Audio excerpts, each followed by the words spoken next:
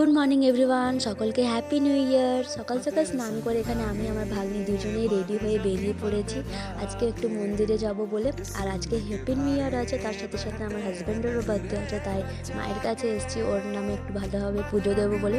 আর আসার পথে ওর জন্য আমি একটা শার্ট কিনে নিয়ে এলাম। তারপরে মা এদিকে দুপুরে খাওয়া দাওয়ার পুরো রেডি করে সাজিয়ে রেখেছে।